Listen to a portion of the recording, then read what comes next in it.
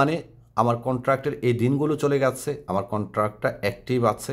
আসসালামু আলাইকুম, কেমন আছেন? বিশ্বাস করেন আমাদের 70 ভাগ প্রবাসী এখন বর্তমানে অবৈধ হচ্ছেন শুধুমাত্র কিউয়াতে যে মেসেজগুলো আসে বা কিউআর সম্পর্কে প্রপার ধারণা না থাকার কারণে। কিউয়াতে বিভিন্ন মেসেজ শো করে এবং কেন কী কারণে শো করে সেগুলো অনেকেই বোঝেন, অনেকেই বোঝেন না। যেমন ধরুন টার্মিনেট, সারি, এক্সপায়ারি, ওয়ার্ক পারমিট ভ্যালিড, আরও অনেক কিছু।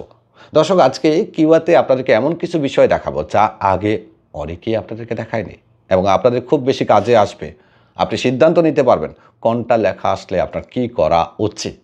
চলুন আমি কিউআই স্ক্রিনে আপনাদেরকে দেখাচ্ছি। ভিডিও ভালো লাগলে শেয়ার করবেন এই ধরনের ইনফরমেশন রেগুলার পাওয়ার জন্য।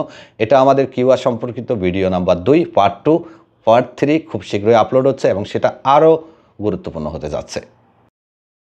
বর্তমান সময়ে প্রত্যেকটা প্রবাসীর উচিত যে কিউআর চেক করা, কিউআর সম্পর্কে প্রপার ধারণা রাখা, কারণ কিউআরতেই আমাদের এখন সব কিছু A to Z কমপ্লিট। চুক্তি, কাফালা, টার্মিনেট, সব কিছু। আমি দর্শক আপনাদেরকে দেখানোর সুবিধার্থে কিউআর মধ্যে প্রবেশ করলাম। এখানে খেয়াল করুন, আমি একটু যদি আপনাদেরকে ব্যাকে গিয়ে দেখাই, প্রথমেই আমার সম্পর্কে ডিটেলস উল্লেখ করে দিয়েছে। মাই কারেন্ট জব, আমার বর্তমান চাকরি সম্পর্কে ডিটেলস এখানে উল্লেখ করা আছে। এখানে যে অ্যাক্টিভ দেখতে পাচ্ছেন এই জায়গাটা যদি সারি দেখায়, সারি মানে হলো আরবি শব্দ জলদি। যদি আপনার এই অ্যাক্টিভের জায়গাতে সারি দেখায় অথবা এক্সপায়ার দেখায়, তাহলে কীভাবে বুঝবেন আপনার কী করণীয়?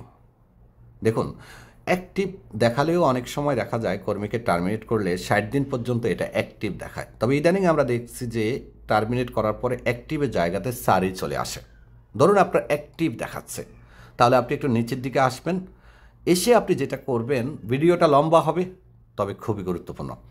এখানে খেয়াল করুন, এই যে নিচের লাইনটা দেখছেন না, দাগ, এখানে কিছু অংশ নীল আর বাকি অংশ সাদা।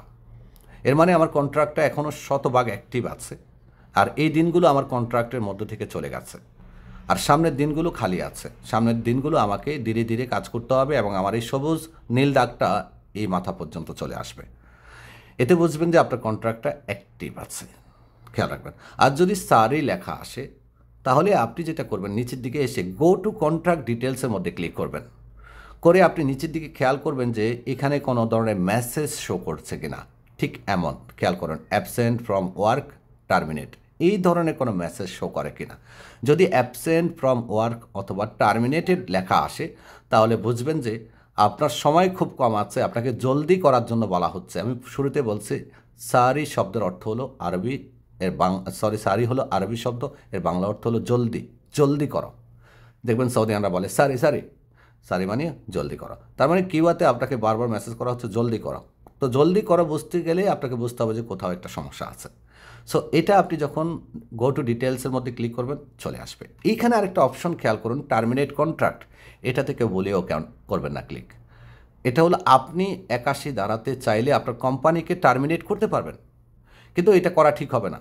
কেননা এটা করার পর অনেকগুলো কন্ডিশন থাকে। এখানে যদি আমি একটু বোঝাই আপনাদেরকে, আমার ফুল টাইম কন্ট্রাক্ট লেখা আছে 12 মাস, আর বেসিক স্যালারি আমার উল্লেখ করা আছে। এই যে এখানে নোটিস পিরিয়ড করে একটা অপশন দেখতে পাচ্ছেন, এই সময়ের মধ্যে আমি যদি আমার কোম্পানির সাথে কন্টিনিউ না করি, তাহলে আমি যেটা করব বা আমার যেটা করা সেটা হলো যে আমার কোম্পানিকে নোটিশ দিতে হবে যে ভাই, আমি তোমার সাথে নতুন করে কন্ট্রাক্ট করব না, তোমার সাথে আমি থাকবো না। তবে অবশ্যই প্রপার কারণ দেখাতে হবে।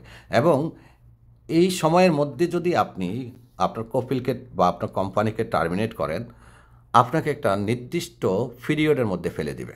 90 দিন হতে পারে, 30 দিন হতে পারে, 60 দিন হতে পারে, পেন্ডিং পিরিয়ড। অর্থাৎ এই সময়ের মধ্যে আপনার কোম্পানিও আপনাকে তেমন কিছু করতে পারবে না, আর আপনিও আপনার কোম্পানিকে পুনরায় ক্যান্সেল করে রিকন্ট্রাক্ট করার সুযোগ পাবেন না। এটা এনআইসি অ্যাপ্রুভালের জন্য স্বরাষ্ট্র মন্ত্রণালয়ে চলে যাবে। তো আমরা এই মুহূর্তে আমাদের প্রবাসী ভাইদেরকে বলবো, নিজে নিজে 81 দাঁড়াতে নিজেকে টার্মিনেট করা থেকে একটু বিরত থাকুন। আমরা বেশ কিছু তথ্যপাতি সংগ্রহ করছি, এটার ফায়দা কী লাভ কী সেটা নিয়ে আলোচনা হবে পরের ভিডিওতে। তো এটা হলো নোটিস পিরিয়ডের মধ্যে আমি যদি চাই তো কোম্পানিকে টার্মিনেট করতে পারি শর্ত সাপেক্ষে। যদি কোম্পানি আমার বিরুদ্ধে 77 ধারাতে কোনো ধরনের অভিযোগ বা 77 ধারাতে আমার সাথে কোনো চুক্তি করে না রাখে, সেক্ষেত্রে আমি ফায়দাবান হব। আর যদি 77 ধারা কোম্পানি আমার সাথে উল্লেখ করে দেয়, তাহলে কোম্পানিকে উল্টা আমি ক্ষতিপূরণ দিতে হবে। আরেকটাভাবেও আপনি চেক করতে পারবেন যে আপনাকে টার্মিনেট করেছে কিনা, সেটার জন্য ব্যাকে যাবেন। ব্যাকে গিয়ে আপনি এমপ্লয় কন্ট্রাক্টের মধ্যে ক্লিক করবেন। এমপ্লয় কন্ট্রাক্টের মধ্যে ক্লিক করে হাতের ডান পাশেরটা দেখেন কারেন্ট কন্ট্রাক্ট, এটার মধ্যে ক্লিক করবেন। করলে আপনি এখানে স্ট্যাটাস চেক করতে পারবেন, অ্যাক্টিভ অল স্ট্যাটাস। যদি আপনি অ্যাক্টিভের মধ্যে ক্লিক করেন, অ্যাক্টিভে ক্লিক করলে যদি আপনার ফার্স্ট কন্ট্রাক্টটাই যদি ডিঅ্যাক্টিভেট দেখায়, সারি দেখায়, টার্মিনেট দেখায়, তাহলে বুঝবেন চুক্তিতে কোনো একটা সমস্যা করেছে। আর যদি এক্সপায়ার দেখায় সেটা তো অন্য বিষয়। এক্সপায়ার হলে ঠিক দেখেন আমার একটা চুক্তি অলরেডি টার্মিনেট আছে, দেখেন এই টার্মিনেটেড এবং চুক্তি নাম্বারও উল্লেখ করা আছে কবে থেকে কবে, এই দেখেন ঠিক এইভাবে সাদা হয়ে যাবে লাইনটা।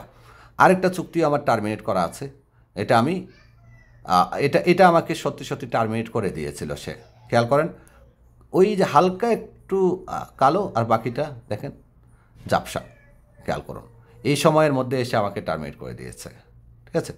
সো আর যদি এক্সপায়ার দেখায় তাহলে কীভাবে বুঝবেন? এক্সপায়ারটাও আপনার নিচে লেখা আসবে এক্সপায়ারি। কোনো টার্মিনেট যদি আপনার কোনো কন্ট্রাক্ট যদি এক্সপায়ার থাকে তাহলে এখানে এক্সপায়ারি দেখাবে। এক্সপায়ার হলে তেমন একটা সমস্যা না, কিন্তু টার্মিনেট করলে সমস্যা, ওকে। আর এখানে কন্ট্রাক্টে ক্লিক করলে আরও বিস্তারিত তথ্য পেয়ে যাবেন আপনি, আপনার জব ডিটেলস ইত্যাদি ইত্যাদি ইত্যাদি বাগারা বাগারা আরও অনেক কিছু। আরেকটা জিনিস আপনাদেরকে দেখিয়ে দিই, এখানে আবারও আরেকটা ভিডিও বানাবো এটা নিয়ে, সেটা হলো 3 ডটে ক্লিক করবেন, করে আপনি মাই ইনফরমেশনে ক্লিক করলে আপনার ওয়ার্ক পারমিটটা ভ্যালিড কিনা সেটা চেক করে নেবেন।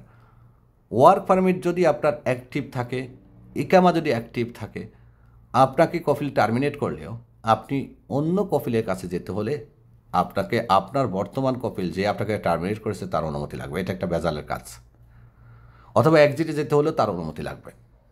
আর এখানে দেখেন আমার সব কিছু অ্যাক্টিভ দেখাচ্ছে, এখান থেকেও আপনি চেক করতে পারবেন যে আপনার চুক্তি টার্মিনেট কিনা, ইকামা এক্সপায়ার কিনা, ওয়ার্ক পারমিট ভ্যালিড কি আনভ্যালিড, সব কিছু এখান থেকে চেক করতে পারবেন। ভিডিও ভালো লাগলে শেয়ার করবেন। বিনমিশাল সবসময় চেষ্টা করে এমন কিছু তথ্য দিতে যা অন্যরা দেয় না এবং সত্যিকার অর্থে আপনার কাজে আসে।